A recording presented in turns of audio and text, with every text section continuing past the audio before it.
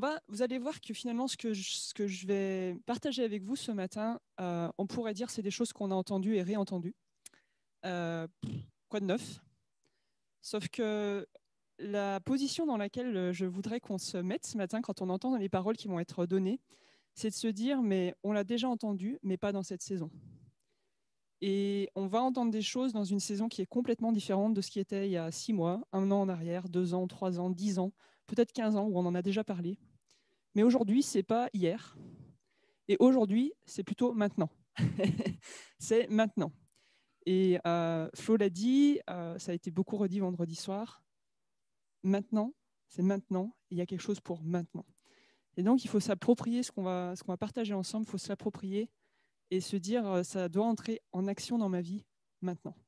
Ok, ça c'était juste ce que je voulais, le postulat que je voulais établir de base pour le départ. Mais voilà, je vais parler sur l'importance de la prière prophétique, de la déclaration prophétique ce matin. Et je crois que vous allez comprendre avec moi dans tout le déroulé de l'importance de ces prières et de ces déclarations en tout lieu, en tout temps, sans cesse, en communauté, chez nous à la maison, l'importance dans cette saison de ces prières et de ces déclarations prophétiques. C'est une clé qu'on doit reprendre, dont on doit se ressaisir, ou alors avec laquelle on doit persévérer si on ne l'a pas abandonnée. Et c'est pour ça que c'est important d'y revenir. C'est un appel primordial qui est la part de chacun, de chaque chrétien. Et déjà, s'il y en a qui disent « Oh, moi, ça, c'est pas vraiment pour moi », si, c'est pour vous. C'est pour vous chacun, à votre niveau, dans votre sphère d'influence, c'est pour chacun. Et Dieu attend la voix de chacun. Qu'est-ce que je vais déclarer et qu'est-ce que je prie en ce moment avec ma bouche? Qu'est-ce qui sort de ma bouche dans cette décennie du P, avec l'année hébraïque, on le sait, c'est une année, ça reste une année où on doit déclarer quelque chose avec notre bouche. On doit être ce mégaphone et ce n'est pas simplement de le dire, de l'écrire, mais c'est de le pratiquer en action. Et dans cette approche, en fait, j'aimerais introduire, vous verrez que je conclurai aussi avec ce passage, j'aimerais introduire avec le verset que Florence nous a partagé, qui est vraiment notre autorité pour la communauté. Donc, il faut qu'on le prenne comme une parole prophétique pour la communauté aussi. C'était un verset de son dernier samedi, de Jérémie 29, 11, qu'on connaît tous par cœur, mais qui s'applique pour maintenant. Bravo pour ceux qui suivent. C'est un verset pour maintenant. Car je connais les projets que j'ai formés sur vous, dit l'Éternel, projets de paix et non de malheur, afin de vous donner un avenir et de l'espérance. Est-ce qu'on veut voir ces projets se réaliser? Est-ce qu'on veut voir cet avenir plein d'espoir être devant nous? Est-ce qu'on veut commencer à croire que ce qu'on voit dans le naturel, avec nos yeux naturels, ce n'est pas la réalité de ce que Dieu prévoit, et il a quelque chose de bien plus grand que ça? Il a des projets de paix et de bonheur et d'espérance pour nous, personnellement, pour nos familles, pour notre communauté, pour notre ville, pour notre nation. Est-ce qu'on veut commencer à être un acteur dans ça? À être un acteur pour que ces projets se réalisent? Et c'est ce qu'on va regarder ensemble ce matin. Comment concrètement on fait pour que ça se passe? Moi, je vais voir, je ne sais pas vous, mais moi, j'ai envie de voir ces projets de bonheur, d'espérance se réaliser. C'est le cœur de Dieu. Son cœur, c'est un cœur d'amour. Il a créé l'humanité parce qu'il l'aimait. Il n'a pas créé l'humanité pour lui taper dessus. C'est tellement pas le cœur de Dieu, sinon il n'aurait pas créé l'humanité, je ne vois pas l'intérêt. Il a créé l'homme parce qu'il avait un plan de bonheur et un plan d'espérance pour l'humanité. Et c'est toujours le cas, il n'a pas changé d'avis.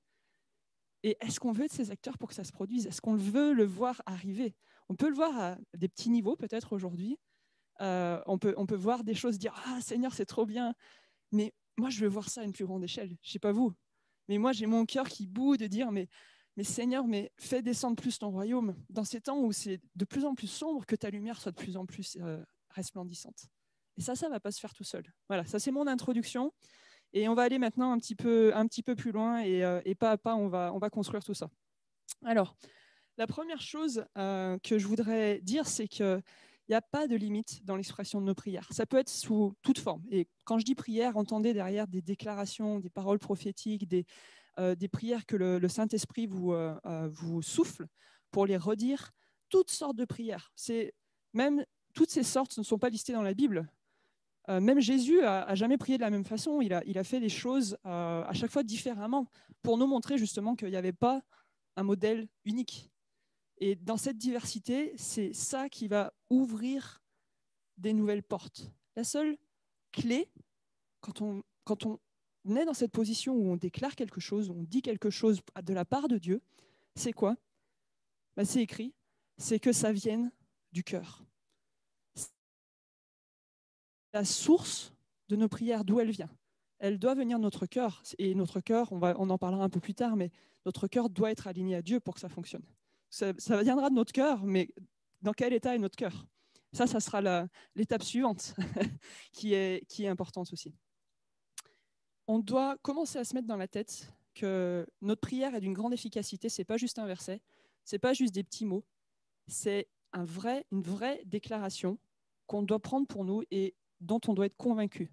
Et c'est impressionnant, des fois, on pourrait, je pense, chacun raconter des dizaines de témoignages de petites choses où on a dit une petite chose et mais ça s'est fait. mais il y a eu un accomplissement derrière, il y a eu quelque chose. Mais quel encouragement! Et c'est pas unique, c'est pas juste une fois. Non, c'est quand on commence à dire ce que Dieu veut qu'on dise, ça va se passer. Et il faut qu'on il faut qu'on persévère si on est déjà dans cette dimension de foi, ou il faut qu'on y entre si on n'y est pas encore. Ma prière, même ma petite prière toute simple, elle va produire quelque chose. Parce que la prière a une grande efficacité. On va lire ensemble Acte 4, Acte 4 versets 29 à 30. Maintenant, Seigneur, vois comme il nous menace et donne à tes serviteurs la force d'annoncer ta parole avec une pleine assurance. Et je mets derrière annoncer ta parole, souvent on prend ce verset pour l'évangélisation, mais je crois qu'il faut qu'on la comprenne aussi comme qu'il soit rempli d'assurance pour faire ses déclarations, pour déclarer ce que moi je dis depuis mon cœur. D'accord ? Il faut qu'on élargisse notre façon de voir et notre pensée dans ce verset. Donc donne à tes serviteurs la force d'annoncer ta parole avec une pleine assurance. Étends ta main pour qu'il se produise des guérisons, des miracles, d'autres signes, au nom de ton saint serviteur Jésus. Dieu a décidé d'étendre sa main dans les temps difficiles. C'est écrit ici. Quand on vient vers lui, il vient par des guérisons, par des miracles et d'autres signes. Il ne va pas nous laisser dans les situations où nous sommes. Il ne va pas laisser nos bien-aimés ou notre nation dans la situation où elle est. Ce n'est pas son plan, encore une fois. C'est quoi le plan de Dieu? Des plans d'espérance, de bonheur, ce qu'on a lu dans Jérémie. Il faut garder ce verset. Il répond par les guérisons, les signes et les miracles. Et on peut lire quelque chose qui complète aussi ce verset dans Philippiens 1, 19. « Car je suis certain que toutes ces épreuves aboutiront à mon salut, grâce à vos prières pour moi et à l'assistance de l'Esprit de Jésus-Christ. » Qu'est-ce que dit Paul ici? Il dit, il traverse des temps difficiles, mais il a l'assurance et il est dans ce positionnement de dire, parce que vous priez pour moi, je vais traverser. Et il implique en fait les chrétiens et les frères et sœurs autour de lui pour dire, mais j'ai besoin de vous. Et je sais que parce que vous priez pour moi, alors je vais traverser. Gardons ça en tête.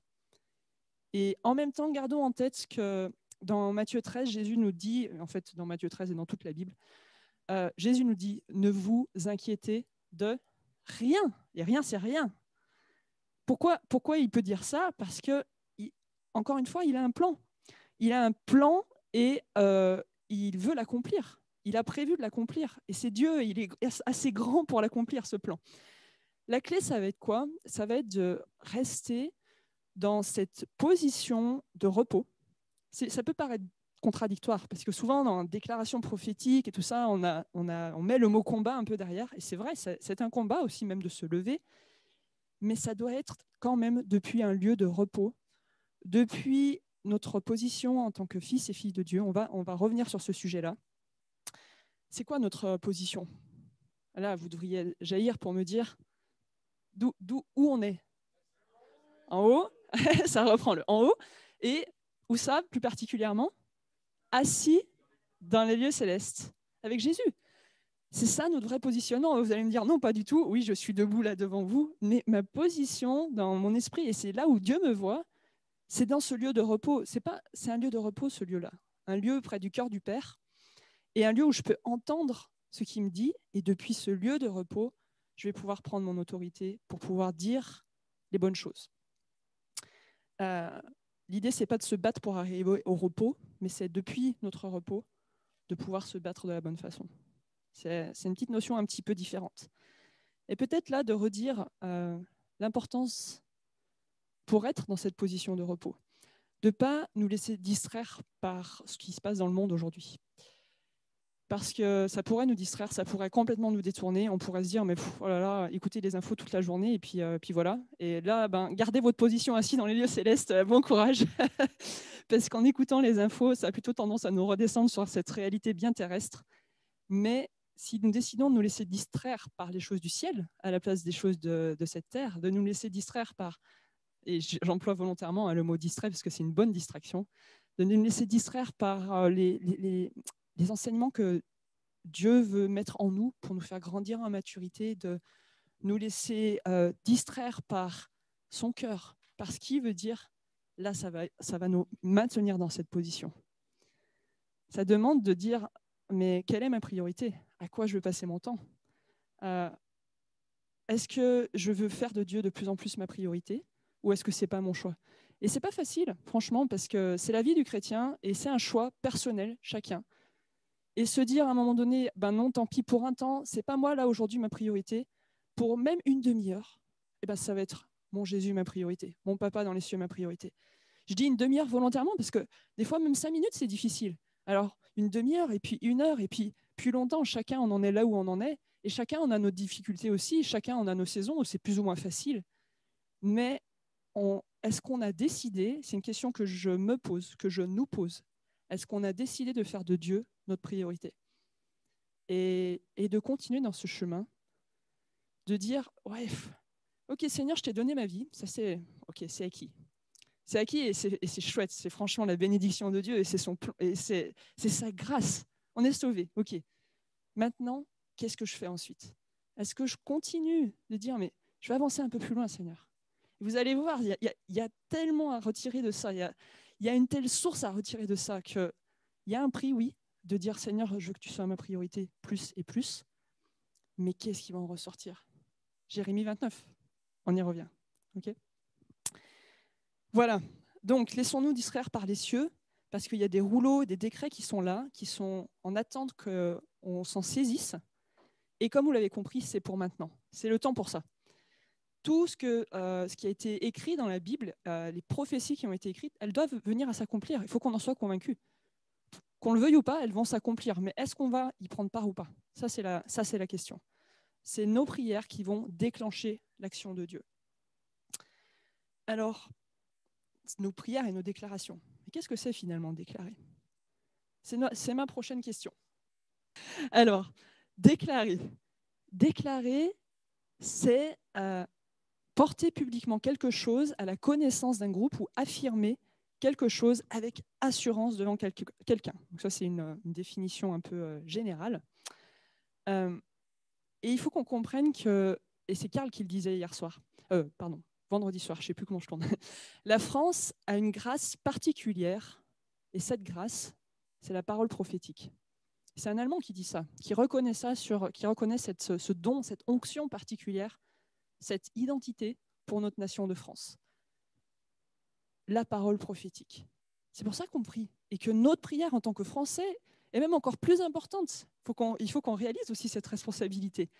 On est appelé, et franchement, il ne faut pas le dire avec orgueil, et je peux le dire parce que c'est un Allemand qui l'a dit, on est appelé à devancer les autres nations dans le domaine du prophétique et de la déclaration. Et si on ne le fait pas, eh ben les nations elles vont attendre et attendre et attendre. Parce que si on ne se lève pas dans notre rôle, la bénédiction qui doit en découler, elle ne va pas se produire pour les autres nations. Alors, est-ce qu'on veut bien l'entendre?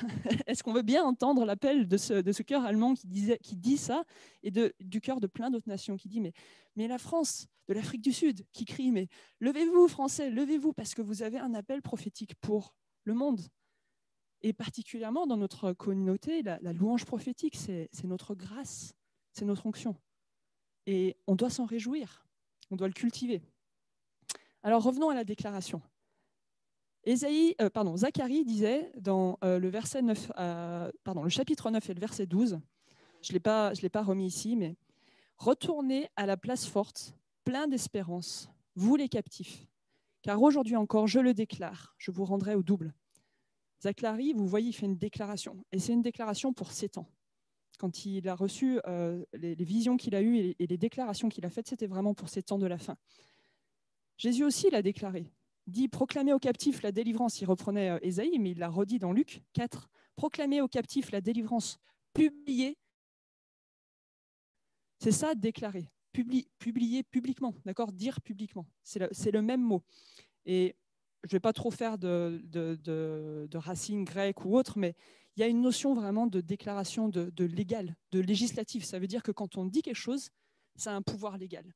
Si on le dit avec l'autorité de Christ et si on le dit en sachant que c'est Dieu qui le dit, d'accord? Pas de notre chair, mais soumis à l'esprit. On va y revenir. Vous vous rappelez l'Ecclésia? On en a parlé. On est l'Ecclésia. C'est quoi le rôle de l'Ecclésia? C'est de légiférer. C'est de prendre ces fameux décrets qui sont là en attente et de les décréter, de les déclarer. Et déclarer quoi? Une année de grâce du Seigneur. Ça paraît fou dans les temps qu'on vit.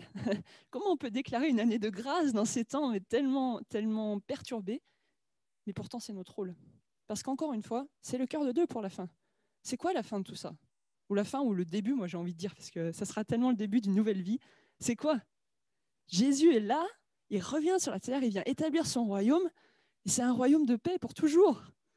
Et moi, j'aspire à ça, parce que bon, aujourd'hui, on ne voit pas vraiment ça, mais on peut commencer à en avoir les prémices. Et en tout cas, on doit le prier, on doit le déclarer. Et ça doit embraser nos cœurs. Cette autorité et ces déclarations, elles ne pourront pas venir et elles ne pourront pas être bonnes si elles ne sont pas faites d'une certaine façon. Et là, on va y passer un petit peu plus de temps. Il est important de prier depuis notre intimité avec Dieu. J'ai trop aimé ces nounours. Bien sûr, Dieu n'est pas un nounours, mais j'aime à l'imaginer des fois comme un père qui nous aime tendrement et qui est tout doux et qui veut juste nous prendre dans ses bras. Et encore une fois, ça peut paraître contradictoire par rapport à la déclaration, par rapport à cette notion de combat qu'on a souvent derrière, mais rappelez-vous d'où ça part d'abord, d'un lieu de repos, de notre lieu de cœur à cœur avec Dieu. Et pour moi, ça rejoint d'ailleurs le thème de la maison de Jean qu'on va avoir en juillet, qui est, alors je ne sais plus si on vous l'a dit ou si certains vous l'avez peut-être pas encore entendu, mais la miséricorde. C'est quoi la miséricorde? C'est ce cœur de bonté de Dieu qui est là et on doit le comprendre de plus en plus. C'est dans ce cœur-là qu'on va vraiment avoir une vraie autorité et qu'on va pouvoir déclarer des bonnes choses, pas les bonnes choses, mais des choses justes, alignées au cœur de Dieu. C'est depuis cette position seulement qu'on va pouvoir faire ces proclamations. Depuis cette position de notre cœur à cœur avec Dieu. Depuis cette position où on a convaincu de son amour pour nous et convaincu que s'il nous aime comme ça, il peut aimer les autres.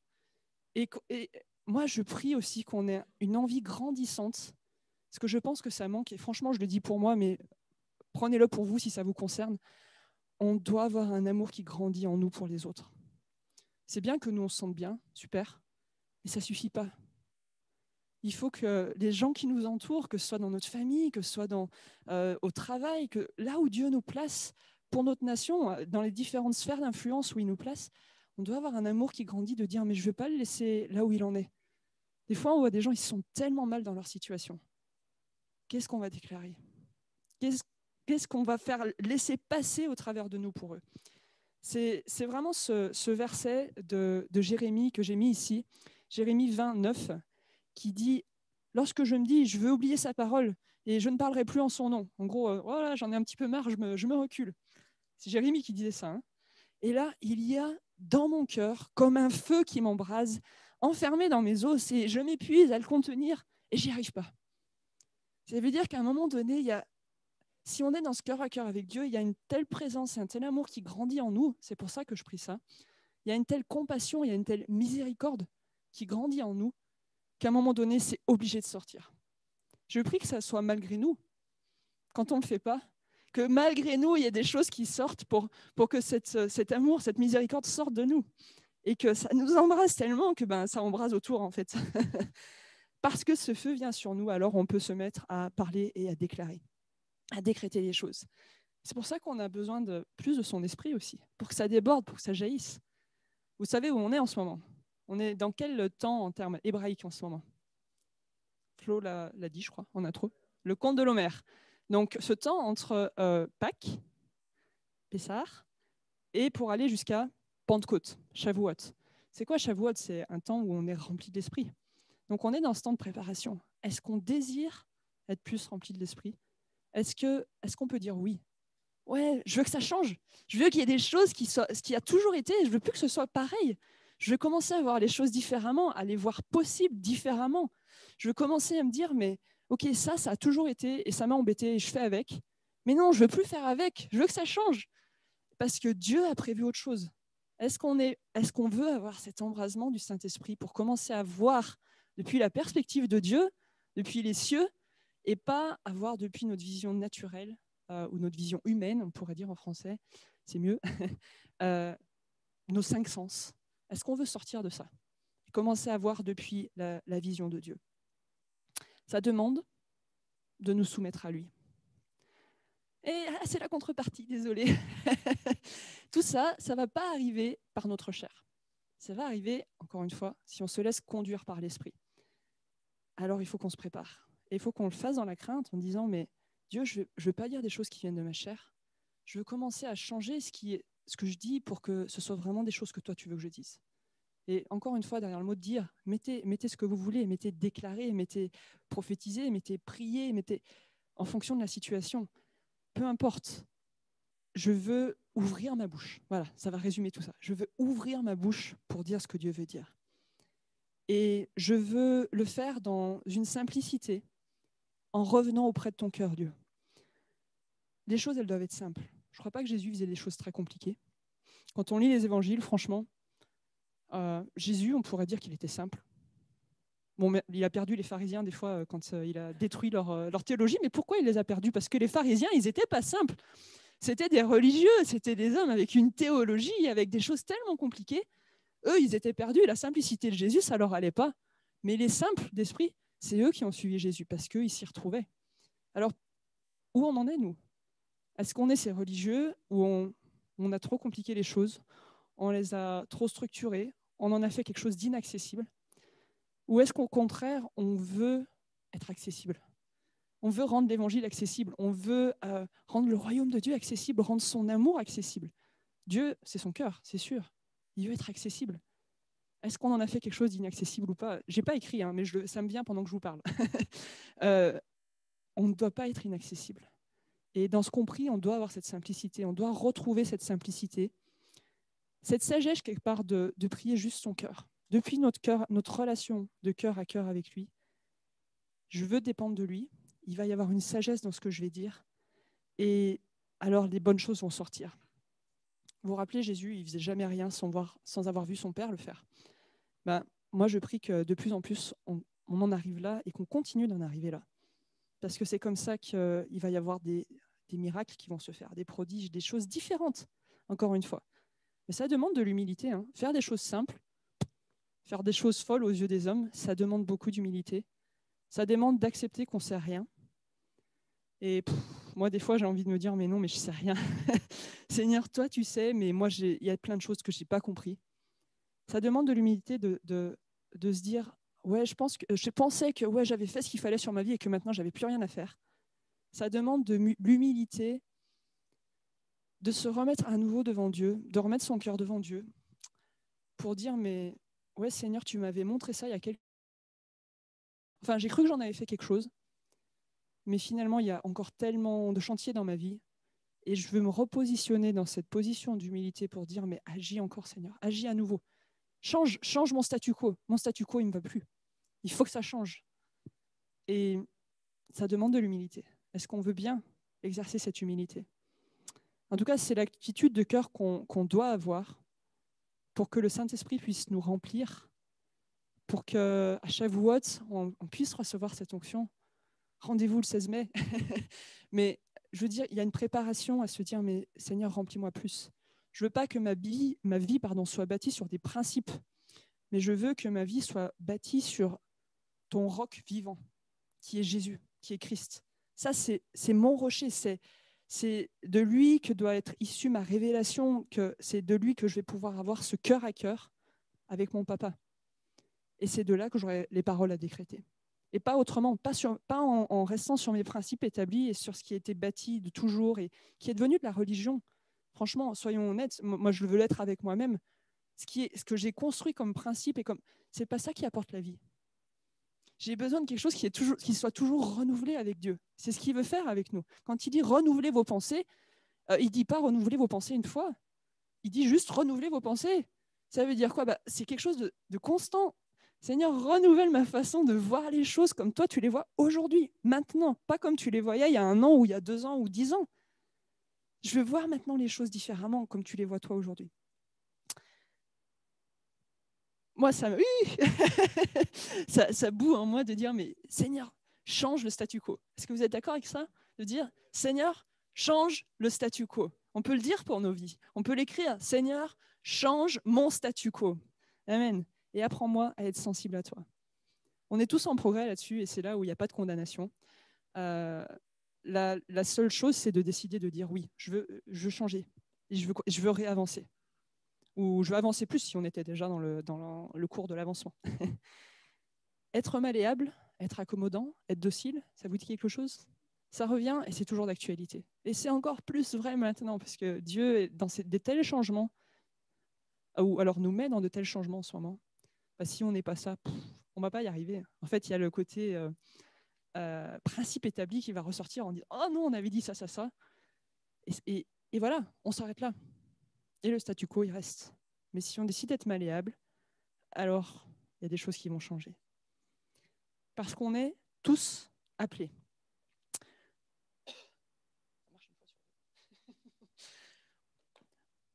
On est tous appelés. Et bon, je reviendrai un petit peu sur... Bon, je vais venir maintenant sur le vol des oies. Pourquoi j'ai mis le vol des oies ici? Parce qu'on est tous appelés. Les oies, quand elles partent, elles n'en laissent pas derrière. Il y a tout le vol d'oies qui part. Et j'aime cette notion aussi du V qui dit, mais Dieu a placé des autorités aussi autour, pour nous, des leaders, et on les reconnaît, et on veut les bénir, et on veut les pousser par derrière en disant, allez, vas-y. Mais en plus, Dieu a prévu des relais. Donc, on est tous appelés dans ce vol d'oies, et vous verrez que je vais faire même une autre image par rapport à ces oies, mais en tout cas, c'est quand j'ai réfléchi à tous appeler, mais qu'est-ce que je peux bien mettre comme image? Vous savez, je cherchais sur Google, tous appelés, tous appelés, rien, des choses vraiment, mais des images bon, qui n'avaient rien à voir. Je fais non, ça ne va pas, il faut que j'ai vraiment une inspiration de Dieu. Et là, le vol d'oie, mais oui, bien sûr. Donc je tape vol d'oie et j'ai trouvé ces images. Et ça illustre vraiment ce que je vais dire en fait. Qu'est-ce que Moïse a prié? Vraiment étrange, je ne m'étais même jamais rendu compte de ce verset, je crois. Enfin, je ne l'avais jamais relevé.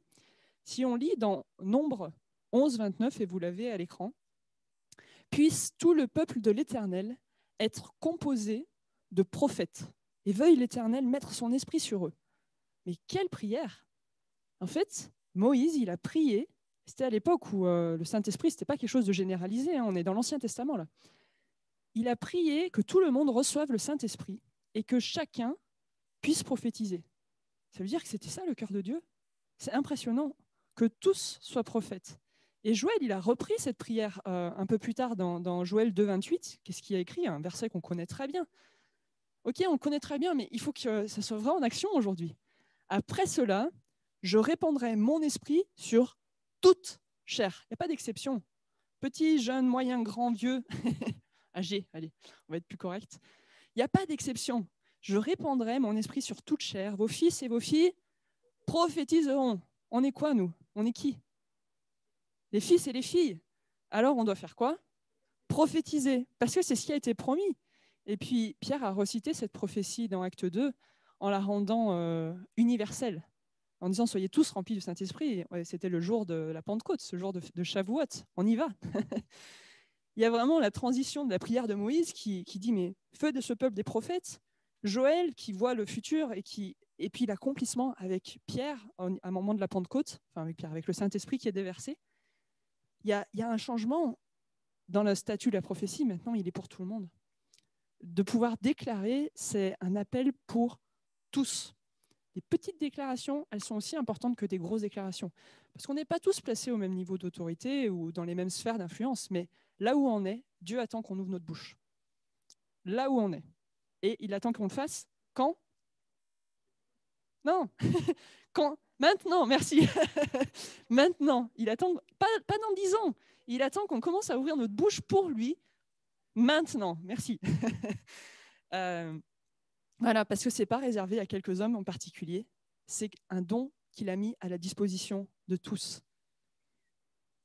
Et moi, ça m'amène à quelque chose de plus large et de un questionnement par rapport à cette saison.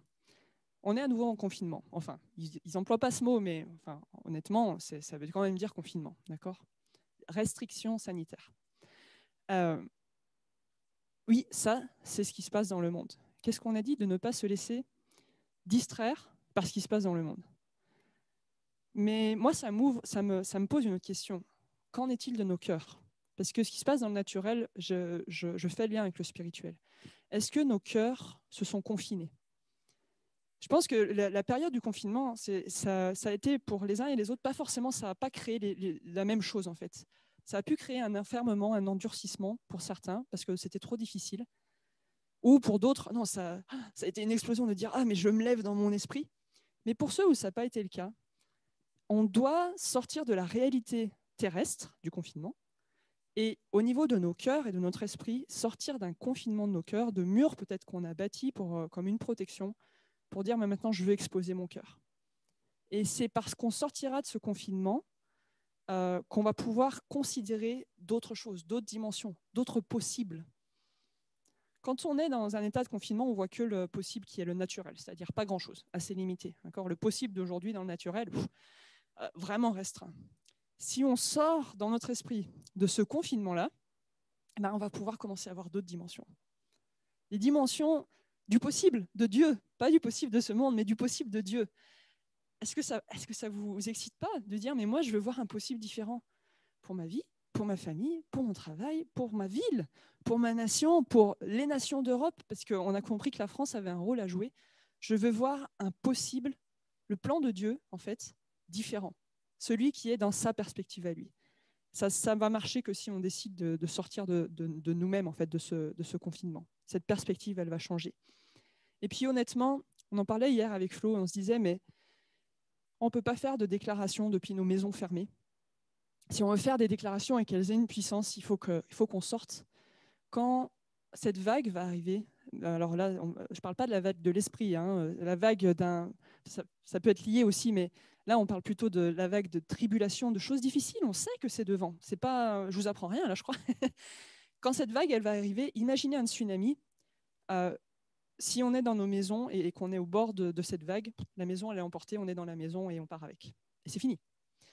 Si on est hors de la maison et qu'on sort, c'est l'image de Karl vendredi soir, et qu'on sort la planche de surf et qu'on surfe sur la vague, alors la vague, en fait, on s'en sert. Et là, c'est possible. Et là, je peux déclarer des choses. Et je reviens au vol d'oie. Si on est ces oies ou ces aigles, on est même au-dessus. Et on est dans les lieux célestes, d'accord? Et là, ça marche.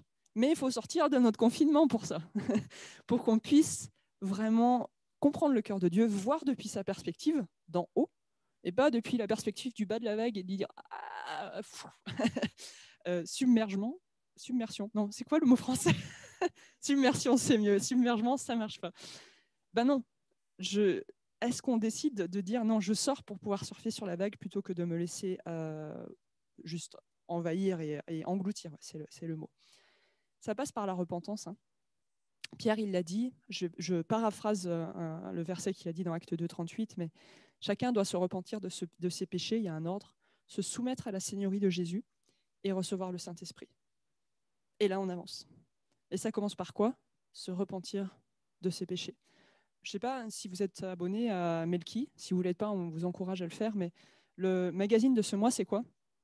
La repentance. C'est tellement un sujet pour ce temps. Ce n'est pas mon sujet, donc je ne vais pas y aller, mais c'est un sujet vraiment pour ce temps.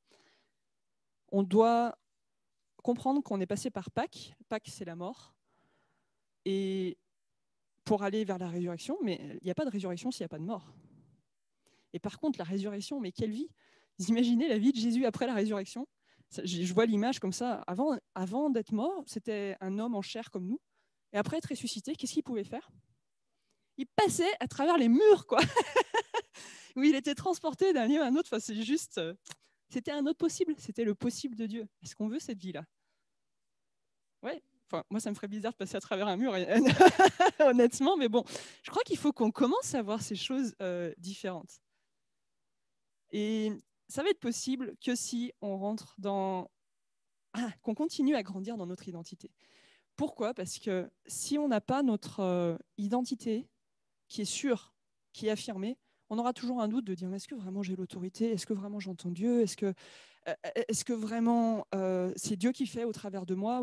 Ou même tout simplement, si on n'a pas notre identité en Christ, en fait, on ne va pas avoir l'envie de faire quoi que ce soit. Parce qu'on ne se sentira même pas la responsabilité de le faire. Alors, moi, je veux reposer cette question. Qui sommes-nous en Christ? Nous réencourager à recreuser. Il y a plein de choses qu'on a découvertes pendant les cours sur l'identité, qu'on a tous suivis à un moment donné, qu'on suit encore pour certains. On doit creuser encore nos vies. On doit encore décider de dire, mais Dieu, change-moi. Change-moi là où ça doit changer, parce que je me rends bien compte qu'avec mon état actuel, je suis arrivé là où je pouvais arriver. Mais moi, je veux aller plus loin. Et j'ai besoin que tu continues à grandir en moi. Ça veut dire quoi, grandir en moi? Ça veut dire que je vais grandir en maturité. Mais grandir en maturité, en fait, ça ne veut pas dire moi je grandis. C'est ça la différence. Grandir en maturité, ça veut dire quoi? Je grandis dans ma mort pour que lui puisse ressusciter en moi, pour que lui soit plus ma vie, pour que lui soit plus ma priorité. Et après, de là, je peux tirer mon autorité. Je peux demander à Dieu sa volonté en toutes circonstances. C'est impressionnant de se poser cette question. Jésus, quand il a prié, et il était dans la barque et il dormait. C'était au plein milieu de la tempête quand même, il dormait, donc ça nous parle déjà de ce lieu de repos. C'est assez impressionnant, hein. Moi j'aimerais bien pouvoir être comme ça. Pouf, je ne crois pas que c'est encore le cas. Quand il y a la tempête autour de moi, je ne suis pas vraiment dans le lieu de repos. Jésus dormait dans la barque, vous pouvez imaginer? Et bon, les disciples, ils n'étaient pas aussi sereins, ils n'étaient pas dans ce lieu de repos, ça c'est clair, donc il a fini par se réveiller. Et là, il dit à la tempête, calme-toi. Et la tempête s'arrête. La tempête s'arrête. Pourquoi? C'était quoi l'identité de Jésus? C'était quoi sa nature intrinsèque? Jésus, c'est le prince de la paix. Okay, il a plein de qualificatifs, mais entre autres, Ésaïe et Jérémie diront de lui qu'il est le prince de la paix. Bon, là, il avait décidé que ça devait être la paix, donc il déclare c'est la paix, et tempête, calme-toi, et hop, la tempête se calme. Il déclarait depuis qui il était, depuis sa nature. Et pareil, quand il a dit à Lazare, on en a parlé il n'y a pas si longtemps, quand il a dit à Lazare, sors, lève-toi.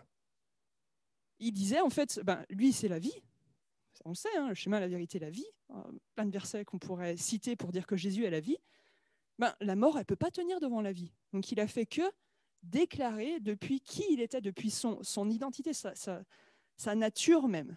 Il n'a rien fait d'autre que d'exprimer ça.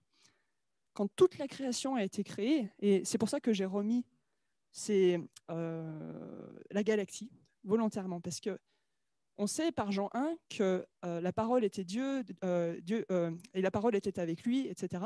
Donc on sait que quand Dieu a créé l'univers, il l'a fait par qui était Jésus, par la parole, mais par cette vie créative, d'accord, créatrice. Je ne sais pas quel est le bon mot dans ce cas-là, mais quand il a dit, voilà, au commencement, il était avec Dieu. Dieu a tout créé par lui. Rien de ce qui a été créé n'a été créé sans lui. En lui résidait la vie. Et cette vie était la lumière des hommes. Et je n'ai pas mis le verset, mais c'est Jean 1, 2 à 4. Ça, c'est qui est Jésus. Et qui nous sommes en Jésus? Différents? Non. C'est juste hallucinant. Moi, je me dis, mais en fait, on est la même chose. On a la même identité.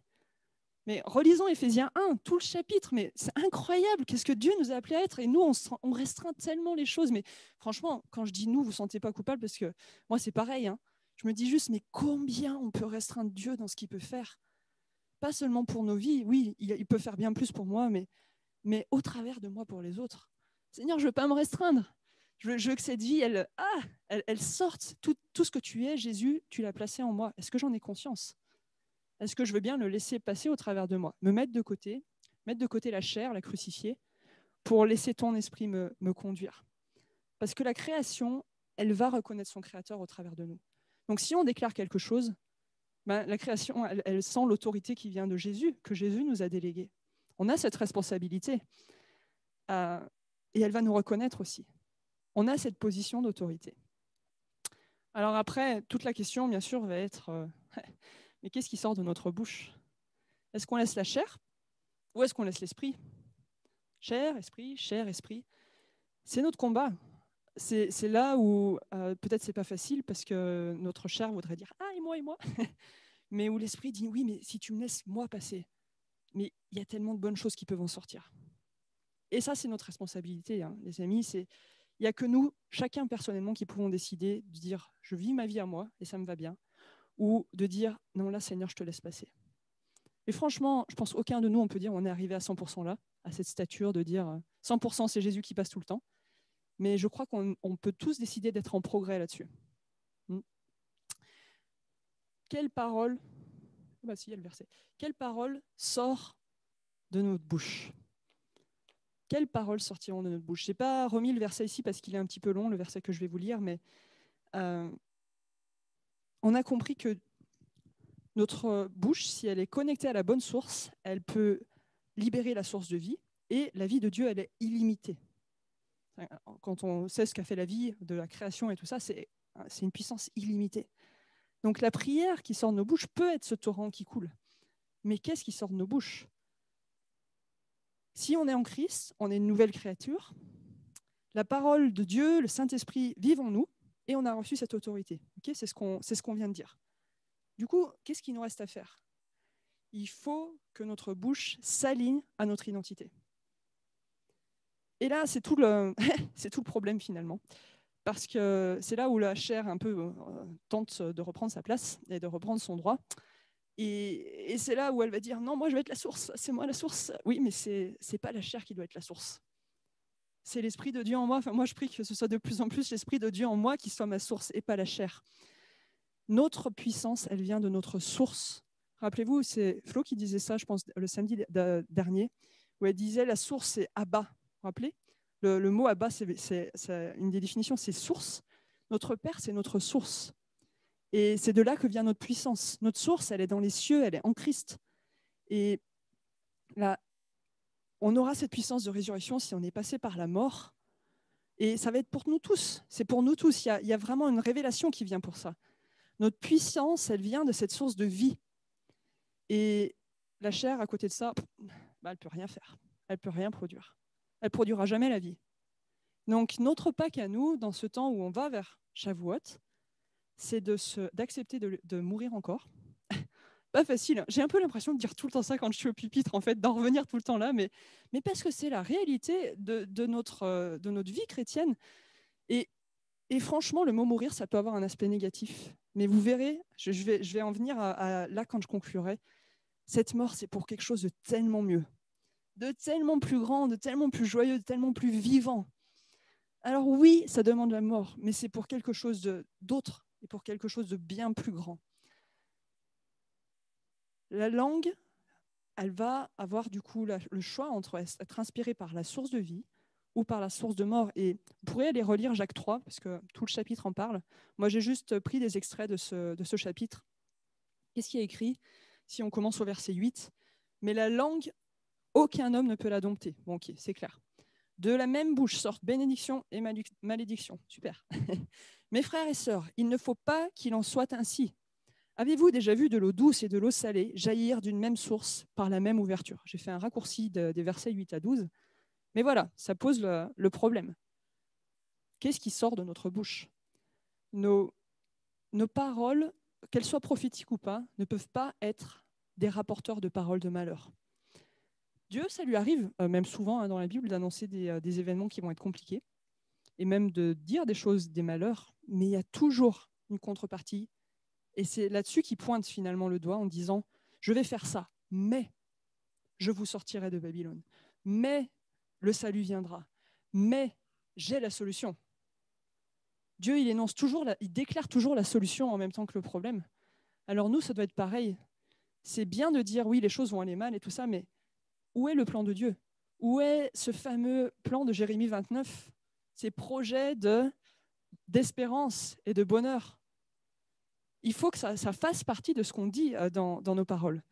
Parce que nos paroles, c'est la manifestation, enfin, ça doit être la manifestation de la gloire de Dieu. Que ce soit un verset qui vienne de la Bible, que ce soit une parole de connaissance, une parole de prophétie ou autre, elle doit manifester la parole de Dieu.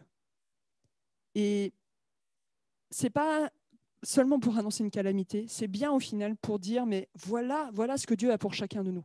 Voilà le plan de Dieu, d'amour, de paix, de bonheur. Je ne suis pas dans un monde de bisounours. Hein. Ne me méprenez pas, parce que clairement, le monde... Mais Dieu a des plans, il faut qu'on en soit convaincu. Il a des plans de bonheur et d'espérance. Et ça doit nous habiter. C'est la définition de la prophétie. La prophétie, elle édifie, elle construit, elle console, oui, elle corrige, pour le bien. C'est ce qui est écrit dans le verset de Corinthiens. La prophétie, elle édifie, elle construit, elle console. Qu'est-ce qu'on fait dans nos paroles? Si on continue dans Jacques, y a-t-il quelqu'un parmi vous, quelqu'un de sage et d'expérimenté, qu'il en donne la preuve par sa bonne conduite, c'est-à-dire par des actes empreints de l'humilité qui caractérise la véritable sagesse? La sagesse qui vient d'en haut est en premier lieu pure. De plus, elle aime la paix. Elle est modérée et conciliante, pleine de compassion. Elle produit beaucoup de bons fruits. Elle est sans parti pris et sans hypocrisie. Ceux qui travaillent à la paix sèment dans la paix une semence qui produira du fruit conforme à ce qui est juste. Donc là, j'ai fait un petit raccourci des versets 13 à 18. C'est bien d'être zélé pour le Seigneur, mais quel zèle nous anime? Est-ce que c'est la sagesse et le zèle qui vient de Dieu, ou est-ce que c'est l'amertume et ces eaux amères? Posons-nous la question, parce qu'il y a des fois, on ne peut pas forcément répondre oui ou non, enfin, c'est tout blanc ou c'est tout noir. Je pense qu'il y a certaines circonstances où l'amertume ressort, et c'est là où on doit se poser la question, mais qu'est-ce qui sort de ma bouche? C'est pas ça que je veux qu'il sorte. Là, la chair a pris le dessus. C'est un travail continuel de renouvellement de nos pensées, de renouvellement de nos cœurs, de ce travail à notre maturité, à notre identité. C'est pour ça que c'est jamais fini. C'est pour ça qu'il faut qu'on persévère dans ce qu'on avait déjà compris il y a quelques années. Il faut qu'on y revienne. Si notre cœur est rempli d'amertume, ce qu'on va dire, ça ne peut pas venir de Dieu. On doit avoir des paroles qui bâtissent, comme Néhémie a rebâti la muraille. Moi, je fais souvent ce lien dans ma tête de cette volonté de dire, OK, tout était détruit. Ouais, mais qu'est-ce que tu vas faire maintenant? Eh bien, les projets de bonheur et d'espérance de Dieu, rebâtir la muraille. Nous sommes chacun de nous ces prophètes de restauration. Et Dieu nous a positionnés pour ça. Parce qu'on est ses fils et ses filles. Et il y a une source qui vit en nous, qui est agréable, qui est remplie de vie, de douceur, de sagesse. Et on l'a reçue. Cette onction, on l'a reçue. C'était ce que redisait Karl vendredi. Il disait, mais vous avez une onction de prophétie, vous l'avez. Et la gloire, c'est maintenant. Merci. c'est maintenant. Okay, donc, c'est là. Est-ce qu'on va l'utiliser? Hier, quand je priais, par rapport à ce matin, j'ai une question de Dieu qui était, mais est-ce que vraiment la vie et la joie sortent de toi? Ou est-ce que c'est pas si joyeux finalement ta façon de vivre aujourd'hui? Je crois que c'est une vraie question qu'on doit tous se poser. Pas pour que ça nous mette dans le trou, parce que peut-être que beaucoup on répondrait bof, c'est pas si terrible que ça. C'était un peu mon cas. Mais la réponse de Dieu, c'était mais je t'ai appelé à cette vie, à cette joie. J'ai appelé à ce qu'elle jaillisse de toi. Je t'ai appelé à la vie. Et la mort en Christ, c'est pas pour la mort tout court. C'est pour une vie ressuscitée avec lui. C'est pour, je veux dire, être chrétien, c'est pas une série de décrets, une série de choses à faire, une série de rituels. Ça, c'est la religion. Et la religion, ça tue. Être chrétien, c'est pas ça. C'est pouvoir vivre de la vie de Dieu. Mais moi, je prie que chacun, ça puisse être le cas. On a besoin de cette vie de Dieu. On doit la laisser sortir. Quand cette vie, on en sera convaincu qu'elle est là, alors elle pourra jaillir de nous. Alors on pourra déclarer ce que Dieu veut déclarer. Dieu a créé l'humanité parce qu'il l'aimait. Alors il y a besoin que cette vie, elle bouillonne en nous pour qu'elle puisse sortir, et la mort ne tiendra pas devant ça. Prenons l'autorité dont Dieu nous a investis. Emparons-nous de cette autorité. Si tu parles à cette montagne et tu lui dis jette-toi dans la mer, qu'est-ce qu'elle fait? Elle se jette dans la mer. C'est ça l'autorité que Dieu nous a donnée. Ce verset, on l'a dit je ne sais pas combien de fois, mais quand même, quand on y réfléchit, c'est juste impressionnant. On a une responsabilité de prendre cette autorité. Si on ne le fait pas, ben, les montagnes, elles vont rester là. Si on ne rappelle pas à la montagne que Dieu est immense, eh ben, elle va rester là.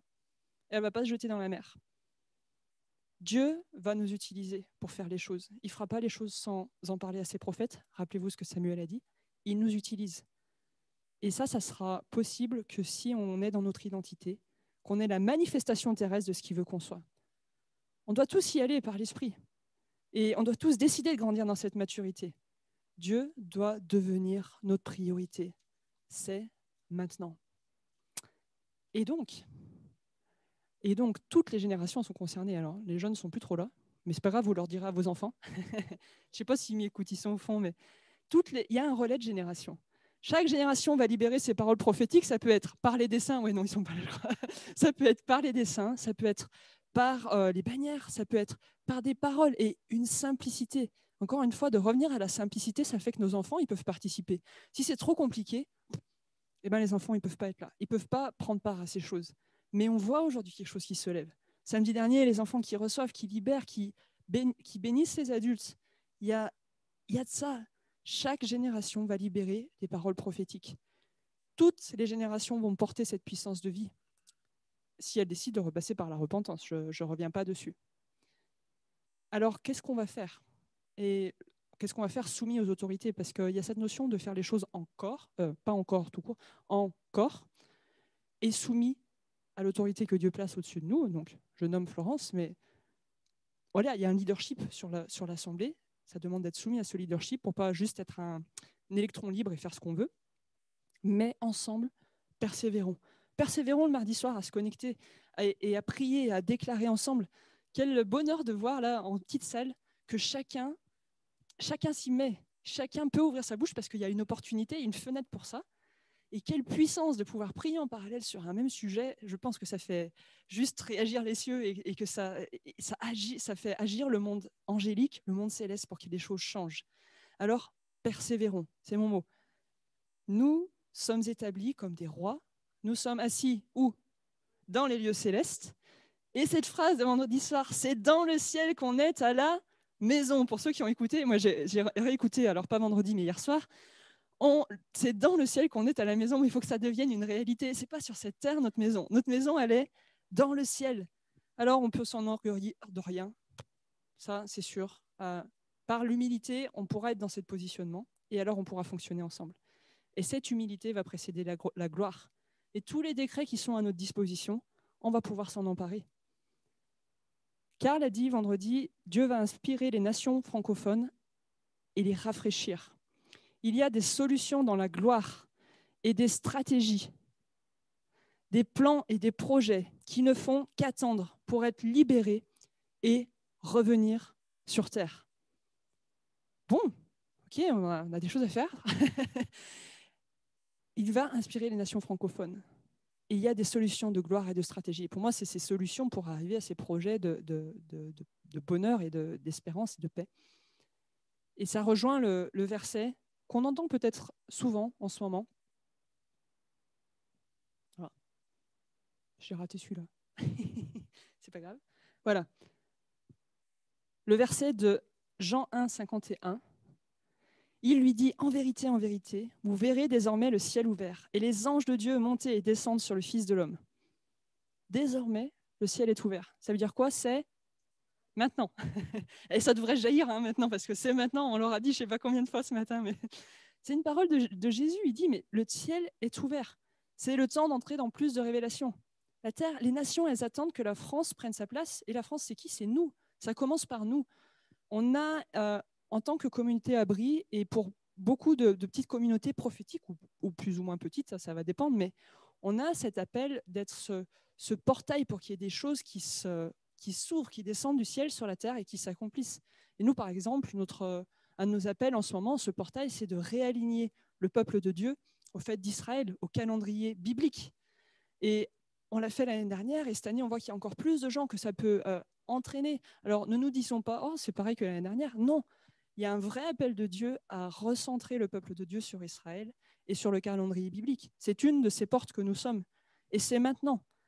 Alors, on peut appeler le ciel à descendre sur la terre.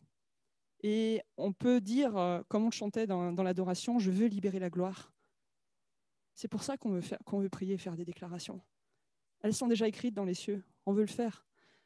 Avant même la création de l'abri, il y avait eu ces paroles qui avaient été reçues. Alors, j'y étais pas à l'époque, mais je me les approprie complètement. Assemble, rassemble, j'arrive, prépare des digues pour les temps qui viennent. Et on sait que ces temps, ils sont là désormais. Et on veut être encore de ceux qui bâtissent les digues, de ceux qui se préparent encore, parce qu'il y a des temps compliqués qui viennent. Il y a un vent du changement qui est là. Et je termine, c'est ma conclusion. Je reviens sur Jérémie 29. Ça a été en fait la parole qui a été libérée par la femme de Karl, et j'aimerais la libérer sur nous ce matin pour conclure ce temps. Je ne vais pas simplement lire Jérémie 29, 11, 11, le verset qu'on a lu tout à l'heure, mais je vais aller plus loin, jusqu'au verset 14, et ensuite déclarer ce que la femme de Karl a déclaré. Je ne sais pas son nom. mais voilà, vous allez voir que ça nous établit vraiment dans notre appel pour ce moment. Car je connais les projets que j'ai formés sur vous, dit l'Éternel, projets de paix et non de malheur, afin de vous donner un avenir et de l'espérance. Vous m'invoquerez et vous partirez. Je m'arrête sur le partirez. La France, elle doit rentrer à la maison. Et la maison, c'est où? Dans le ciel. En haut. Vous me prierez et je vous exaucerai. On doit le croire. Vous me chercherez et vous me trouverez. Si vous me cherchez de tout votre cœur, je me laisserai trouver par vous, dit l'Éternel, et je ramènerai vos captifs. Je vous rassemblerai de toutes les nations et de tous les lieux où je vous ai chassés, dit l'Éternel, et je vous ramènerai dans le lieu d'où je vous ai fait aller en captivité. Qu'est-ce qu'elle a dit? Je ne sais pas si je la lis en entier ou si je lis juste, c'est peut-être un peu tard, je peux la lire. Voilà, je vais la prier, mais je vais dire quelques points clés. La France doit rentrer à la maison. Dieu, si vous me cherchez, je me laisserai trouver par vous. Seigneur, on veut se bâtir sur cette parole. Tu vas te laisser trouver par nous. Tu as un cœur qui brûle pour la France. Et même l'Allemagne nous le dit. Tu as un cœur d'amour qui brûle. Et tu as décidé, c'est ce qu'on continue de dire, tu as décidé de nous offrir ta gloire. Tu l'as fait, c'est fait. Alors on veut s'en emparer avec toute humilité, avec juste cette simplicité de fils et de filles de Dieu, avec l'autorité dont tu nous as investis, on veut la prendre. Tu nous as donné ta gloire. Tu as décidé de nous offrir une plus grande clarté, une plus grande révélation pour cette saison. Des nouvelles idées créatives. Tu as décidé de nous donner une nouvelle puissance. Et tu la donneras, Seigneur, que si nous faisons de toi ta priorité. Ça, on comprend bien. Il y a une responsabilité de chacun de dire, mais Seigneur, agis encore en moi pour que tu puisses passer au travers de moi et que le goût du vin, ce ne soit pas le goût de mon autre, mais que ce soit ton vin excellent et merveilleux qui en découle. Une nouvelle puissance, une nouvelle force, une nouvelle sagesse, on en a besoin pour ces temps. Et une nouvelle joie. Une joie en surabondance pour la France. Il y a une joie en réserve pour la France. Elle finit avec ça. Et moi, j'avais Dieu qui me posait cette question, mais est-ce que la vie et la joie sortent de toi? Et cette phrase, il dit, mais Dieu, tu as une immense quantité de joie pour nous. Et on ne veut pas passer à côté, on ne veut pas être des chrétiens malheureux, on veut être des chrétiens remplis de joie, avec quelque chose qui bout en nous pour pouvoir faire sortir tes paroles, tes décrets, tes déclarations. Seigneur, que nous puissions retrouver ou recevoir plus encore de cette joie en surabondance que tu as pour nous, tes enfants. Nous sommes nés dans une nation prophétique. Nous le déclarons. Nous voulons nous en emparer pour nos propres vies. Nous sommes appelés à faire partie de cette nation prophétique pour un temps comme celui-ci. Et nous voulons nous en réjouir. Seigneur, tu nous as appelés à cette gloire. Et nous voulons répondre présent pour dire, mais vis encore plus en nous. Que nous mourions, que toi tu vives encore plus pour que ta gloire passe. Amen.